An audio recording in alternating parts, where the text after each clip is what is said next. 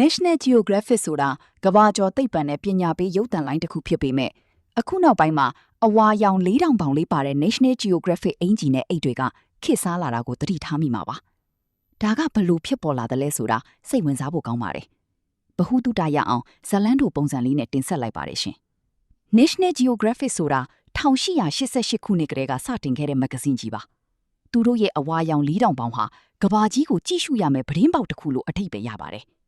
အရင်ကဒီအင်ဂျီတွေကိုအာကာသယာဉ်မှုတွေနဲ့စွန့်စားသွားလာသူတွေပဲဝတ်ခဲ့ကြတာပါ။ဒါပေမဲ့အခုတော့ဒါဟာကမ္ဘာတဝန်းကလူငယ်တွေကြားမှာအဝတ်စား brand တစ်ခုအနေနဲ့အရန်ခေတ်စားလာပါတယ်။တကယ်တော့ National Geographic ကို fashion brand အနေနဲ့အောင်မြင်အောင်လုပ်လိုက်တာကတောင်ကိုရီးယားနိုင်ငံက The Niche Holdings ဆိုတဲ့ကုမ္ပဏီပါ။သူတို့က National Geographic ရဲ့နာမည်ကိုအသုံးပြုခွင့်လိုင်စင်ယူပြီး fashion လောကထဲကိုသွင်းလိုက်တာဖြစ်ပါတယ်။ဒီအင်ဂျီတွေကိုဝတ်ဆင်ခြင်းကစတိုင်ကြယုံတွေမဟုတ်ဘဲတဘာဝတရားကိုစူးစမ်းခြင်းစိတ်နဲ့ကဘာကြီးကိုကာကွယ်ခြင်းနဲ့စိတ်သက်ကိုပါဖော်ပြနေတာဖြစ်ပါတယ်။ National Geographic အဖွဲ့အစည်းကအင်ဂျီတွေကိုကိုယ်တိုင်ချုပ်တာမဟုတ်ပါဘူး။ကိုရီးယားကုမ္ပဏီကလိုင်စင်ယူပြီးထုတ်လုပ်တာဖြစ်ပြီးရရှိတဲ့အကျိုးအမြတ်ရဲ့တစ်စိတ်တစ်ပိုင်းကိုကမ္ဘာသိပ္ပံနဲ့ရှာဖွေရေးလုပ်ငန်းတွေမှာပြန်လည်အသုံးပြုပါတယ်။ Lifestyle brand